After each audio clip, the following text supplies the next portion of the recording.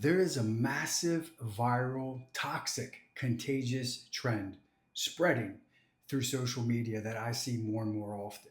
I scroll through my socials in the middle of my training and I see this every single day get worse and worse over the last year or two. And I spoke about it briefly the other day on my stories. And this is people identifying and exploiting and indulging, literally basing their life around victimhood and blaming things on people and situations of their past, especially with their parents. First off, let's get the parents thing out of the way.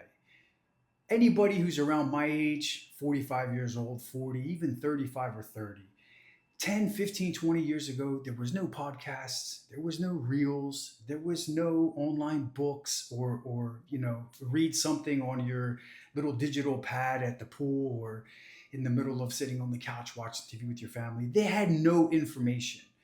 People didn't have any outside influence or anybody's outtake or anybody's recommendation or anybody's anecdotal experience except who they worked with, who they saw in their neighborhood community, and how they were raised at home when it came to emotional intelligence, when it came to behavioral situations and how to be able to express, how to be able to digest, how to be able to cope with life, how to be able to communicate with family members and loved ones. There was no handbooks given to anybody's parent about how to be a parent.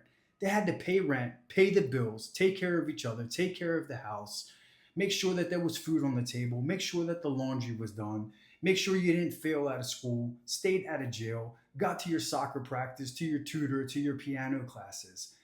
People, I understand not everybody's parent was perfect and nobody's parent's perfect. And if you're a parent, you're not supposed to be perfect. That's straight off the bat. Just let's get that straight. All right. That takes a lot of pressure off of people. But these people 10, 15, 20, 30 years ago don't have access to the information that you have. They don't have anybody from the outside to give them a different perspective or a different perception about how to be able to cope with stress, how to be able to look inside themselves, to calm the storm down, to be able to communicate with the people around them better, to be able to coordinate their home life or their work life in a more positive manner, how to be able to lower aggressive situations or triggers. They didn't know. So, if you were in a negative situation, I'm not trying to mitigate anybody's past. If you were emotionally or verbally or physically or even financially abused or used by your parents, I get it, but you've got to move forward. You have the tools and resources. You have empty pages to write right now in your story and tomorrow and onwards. You can create the person in life that you want, and your past does not dictate that. It's just a piece of the story. It's some chapters, it's some pages. And this goes for everything in life. Everybody is trying to point their finger. You hear these words like narcissism and passive aggressiveness and all these things. People are trying to pinpoint what they think is the problem and then water it and fertilize it and make it bigger and bigger and bigger and sink it deep inside of them so it grows just trunks and branches and roots inside of them and turns them into this victim, this person that's in pain, this person that's got this cloud over them. And it limits you. It takes the power away from you being able to create and do what you want. Okay? It took me years to get over my excuses. I put myself and was around the worst environments and the worst people. I didn't end up going to the penitentiaries. I didn't end up with a substance abuse problem. I didn't end up with violence problems. I didn't end up as a criminal finding any way I could to get the most amount of fast money and avoid doing things that were long term and worthy from nothing. And I kept using that in my life as an excuse when I had the chances to do better, and it fucking limited me. I would still say that happened and this person and that situation and those years I lost to this and that and this person that died. Once I stopped pointing the finger anywhere and looked in the mirror and said, what do I have in my hands? What's tangible for me to control today? What can I do today, even if it's this small?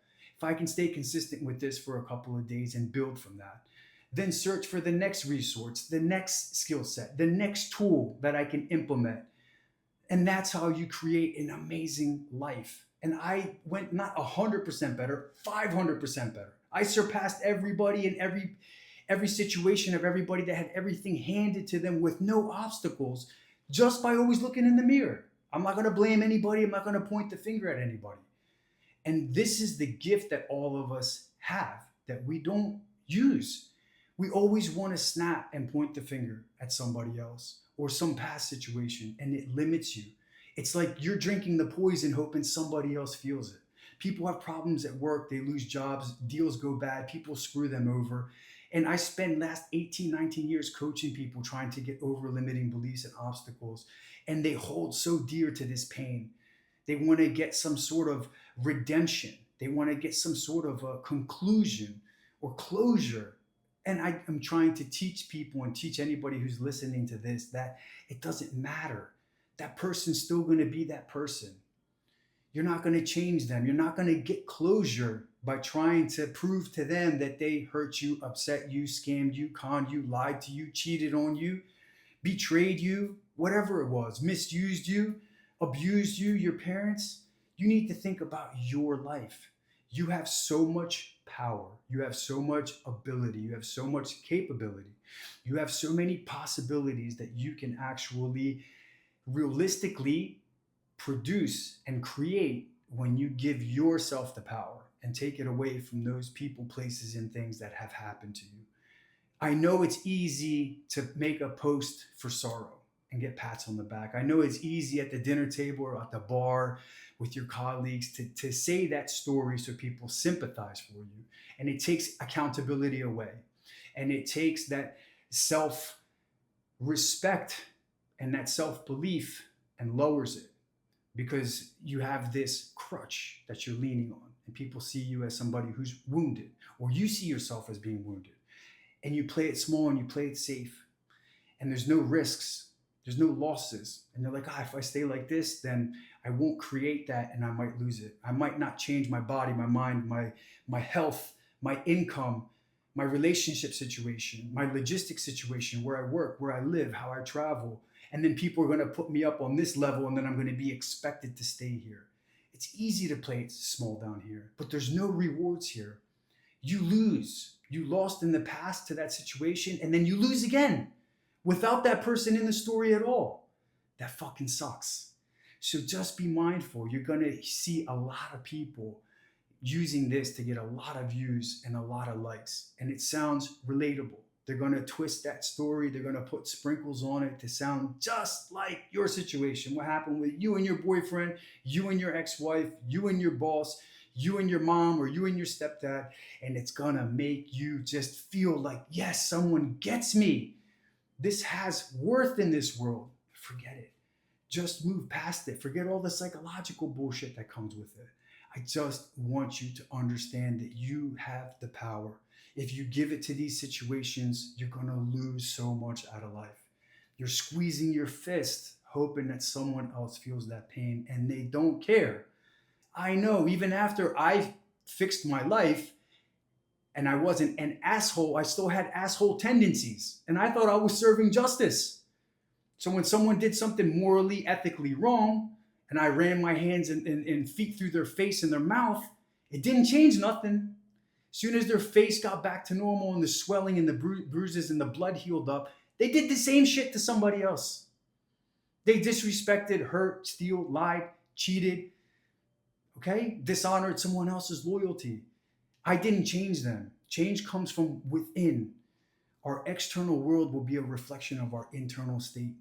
And if your internal state is holding on to this victimhood, it is going to translate into your career and into your relationships and into your health, into your peace, into your finances, and you're never going to be able to feel peace and feel calm and feel content and feel proud.